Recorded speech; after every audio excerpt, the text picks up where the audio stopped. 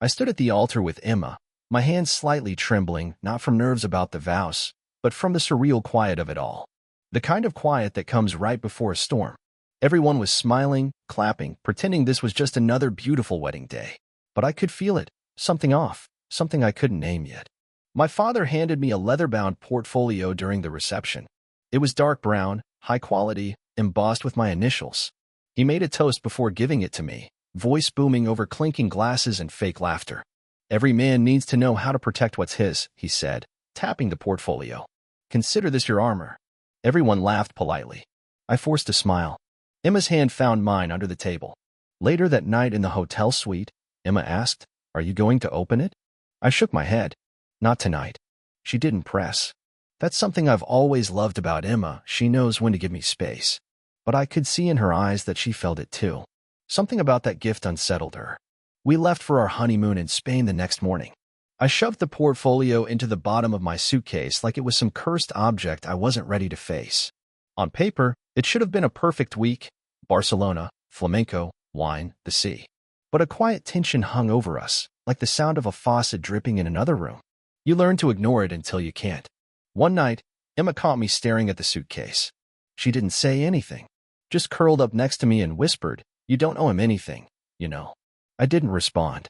Not because I disagreed, but because I'd spent most of my life believing I did. My father, Richard Miller, is the kind of man who commands a room. Growing up, he was everything: provider, coach, judge, and executioner. His approval was a currency we all competed for. My brother Tyler was always better at that game. I was the quiet one, the reader, the teacher, the disappointment, though he never said it out loud. Emma always said he treated me more like a business partner than a son. I'd laugh it off, but she wasn't wrong. He'd always had a way of making even kind gestures feel like transactions. By the time we flew back home, the portfolio was still unopened. But its presence had already done its job, cracked something open in me I hadn't realized was there. I wasn't just uneasy. I was afraid. Afraid that this wasn't a gift. It was a leash. I tried to dismiss it, told myself I was being dramatic. But that night, as I unpacked and finally placed the portfolio on my desk, I noticed something. The stitching was tight, deliberate, almost over-engineered. Like it wasn't made to be beautiful. It was made to last. Emma stood in the doorway, arms crossed, eyes on me. "Tomorrow," she said softly. "We're opening it tomorrow." I nodded. And for the first time in days, I realized, whatever was inside that thing, it was going to change everything. The next morning felt colder, even though it was June. Emma brewed coffee and set 2 mugs on the table, but neither of us touched them. The portfolio sat between us like a third presence. I ran my fingers over the embossed initials, JAM, and finally unlatched the brass buckle. Inside, a stack of documents waited. The first page bore my father's heavy, looping signature and my own name in block letters, Jason Allen Miller. I glanced at Emma. She reached for my hand, and I found the courage to read. It was a power of attorney, but not an ordinary one. The language was dense, aggressive, full of sweeping phrases, in perpetuity, all current and future assets, and most chilling including, but not limited to, undisclosed and undeclared holdings. Emma frowned and pulled her laptop closer, cross-referencing every legal term. "Jason, this gives him control over everything," she whispered. "Not just your finances. Anything that could ever come to you." My stomach turned. I kept flipping. There were more forms: asset disclosure requests, consent for access to my employment records, even a waiver to let him represent me in legal matters, all under the guise of protecting family interests. It was a noose, disguised as a safety net. Emma's eyes grew wide. "Look at this," she said, sliding over a sealed envelope addressed in my grandmother's handwriting. My breath caught. Eleanor Miller had passed away 2 years earlier, but she and I had always been close. She was the only family member who saw me, really saw me. The letter inside was short, her cursive shaky but strong. "Jason, you are the sole beneficiary of my trust. You must never, ever let your father near this money. Protect yourself. Love, Grandma Eleanor." My chest tightened. Emma read the letter again, then sat back. "Is there something you're not telling me?" So I told her about the inheritance. About the $7 million my grandmother had left for me, an amount I'd never even seen, managed by a lawyer named Patricia Winters until I turned 35. My father had always resented that, pretending it didn't exist. But now I understood. This wasn't just resentment. It was a plan. Emma listened quietly, her hand never leaving mine. This isn't about family, she said at last. This is about control. He wants that money. He's trying to outmaneuver you before you even realize what you have. Suddenly, all those business talks he'd forced me into over the years flashed through my mind. The lectures, the casual reminders that money ruins people. I saw them for what they really were: groundwork, conditioning. I felt a flush of anger, sharper than fear. He waited until my wedding day to try and box me in, I said. So I'd be too distracted to fight. Emma nodded. But he didn't count on us being a team. She was right. For the first time, I wasn't alone. We spent the afternoon documenting everything, taking photos, scanning pages. Emma suggested we reach out to Patricia Winters, my grandmother's lawyer, to get answers straight from the source. That night, as Emma slept, I stared at my grandmother's letter under the lamp. I could almost hear her voice. Protect yourself. It wasn't just advice. It was a warning. Patricia Winters sounded exactly like I remembered, brisk, confident, and unflinchingly direct. When she answered my call, there was a pause as I reintroduced myself, then her tone softened just a touch. I've been expecting this, she said. Your father has been persistent. Emma sat beside me, notebook open, her expression steely. Patricia wasted no time. Your grandmother made it clear that you, and only you, were to have access to the trust. She anticipated this power struggle. Her voice was tight. Richard tried to coerce me for months after Eleanor passed. But she left explicit instructions. The inheritance stays under lock and key until your 35th birthday, unless you're in danger. I felt like a child again, the good kind, safe when Grandma was around. What do you mean, danger? She predicted your father would try to trap you legally. If you sign anything under duress, I can intervene. But you must not give him power of attorney over your assets. If you do, you lose everything. The line went quiet as I let that sink in. I looked at Emma. She squeezed my hand, her lips pressed in a line. Patricia cleared her throat. I have a suggestion. We make you legally invisible. Put everything, every asset, even things you don't own yet, into an irrevocable trust. That way, even if your father tries to move against you, he can't touch the money or anything connected to it. Emma looked at me, hope flickering in her eyes. Is that even possible? Patricia chuckled. With the right paperwork and witnesses, yes. And I'll arrange it all. For the first time in days, I felt a crack of light breaking through. Let's do it, I said. Let's protect what's ours. That decision was the first move in a Cold War. Almost immediately, the passive-aggressive campaign from my family began. My father's calls became more frequent, always ending with pointed reminders about family duty and doing what's right. My mother posted cryptic statuses about sons who forget where they come from. Tyler texted, confused, asking what was going on. Emma and I worked with Patricia in secret, setting up the trust, rerouting communications, safeguarding every account. Every night, we triple-checked our plan, rehearsing conversations, preparing for confrontation. My father's shadow loomed over everything, a presence I could feel even when my phone wasn't buzzing with his name. Despite the fear and tension, I felt something new, something I hadn't felt since I was a kid: resolve. Emma called it clarity. She was right. I could finally see the game for what it was. One night, after Patricia sent confirmation that the trust was secure, Emma and I sat in silence, exhausted. She leaned her head on my shoulder. You did it, she whispered. I wanted to believe her. But I knew my father wouldn't let go so easily. The pressure campaign didn't let up. If anything, it escalated. My phone became a weapon.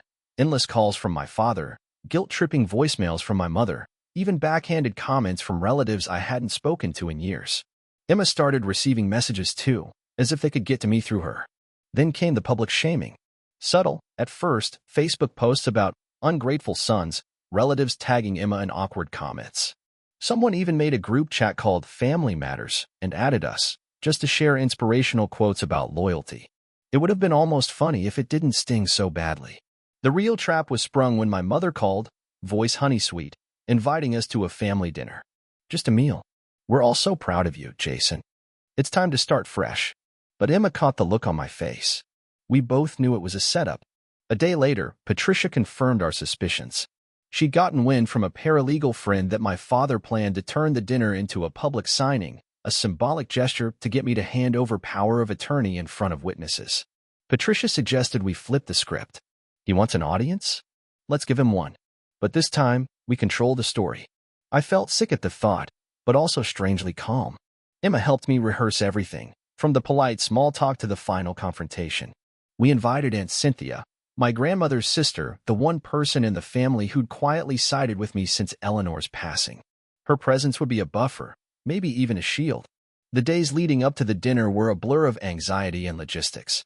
Emma and I combed through the trust documents with Patricia, triple-checking every loophole my father might try to exploit. We strategized how to keep the mood civil, how to defuse his inevitable anger, how to protect each other if things got ugly. The night before the dinner, I called my father, voice deliberately shaky. "Looking forward to seeing everyone, Dad," I said, playing the role of obedient son. He responded with a smug little chuckle that told me everything I needed to know. Emma met my eyes after I hung up. "Are you ready?" I wasn't, but I had to be. On the day of the dinner, I dressed carefully, choosing a shirt my grandmother had bought me years ago. Emma squeezed my hand in the car. "No matter what happens, I'm here," she whispered. I nodded, but inside, I was steeling myself for battle. For the first time in my life, I was about to face my father on my own terms. We arrived at the steakhouse 10 minutes early.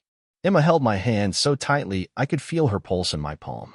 The restaurant was one of my father's favorites, dark wood, white tablecloths, a place where deals were made and legacies flaunted. My family was already gathered when we entered. My father sat at the head of the table, portfolio neatly placed in front of him. He greeted us with a performative hug, loud enough for the whole room to notice. My mother flashed a brittle smile. Tyler looked like he hadn't slept in days, and Aunt Cynthia gave us a subtle nod of support. As soon as we sat, my father launched into a speech. "Family is everything," he intoned, "and tonight, we cement a legacy." He slid the portfolio toward me, pen at the ready. "Jason, all you need to do is sign. This ensures our family's future is safe." Every eye was on me. My hand hovered over the pen. The air was thick with expectation, but for the first time, I didn't flinch. I slid the pen back and, with deliberate calm, reached into my own bag. I pulled out a thick, stapled set of documents, Patricia's paperwork for the irrevocable trust. I placed them squarely in the center of the table. "There's been a change," I said. "Everything Grandma left me is in a trust. You can't touch it. No one can. Not without my consent." My father's face went pale. "What the hell are you talking about?" Emma met his glare, steady and unwavering. "Jason's not signing anything tonight." My mother sputtered, but Aunt Cynthia cleared her throat and, for the first time, spoke up. Eleanor knew what she was doing. She wanted Jason to have the freedom she never did. "Richard, you need to let this go." The room fell into stunned silence. Tyler looked back and forth between us, as if seeing the family for the first time. My father tried to recover, voice rising, but I held up a hand. "This isn't a negotiation. I'm done being managed. I'm done performing for you." He tried to regain control, but something in the room had shifted. The old fear I'd always felt around him, it was gone. Emma squeezed my knee under the table. I felt strong. I stood up, heart pounding, and said, "This conversation is over." Aunt Cynthia stood too, and Emma followed. I didn't look back. Outside, the night air felt electric. Emma laughed, not out of humor, but relief. "You did it," she whispered. And for the first time in my life, I believed her. The aftermath was quieter than I expected. No dramatic calls, no screaming voicemails. My parents went silent, the group chat dried up, and for a few days, it felt like we'd finally gotten free. But freedom isn't a feeling that comes all at once. It seeps in, day by day, until you realize you can finally breathe.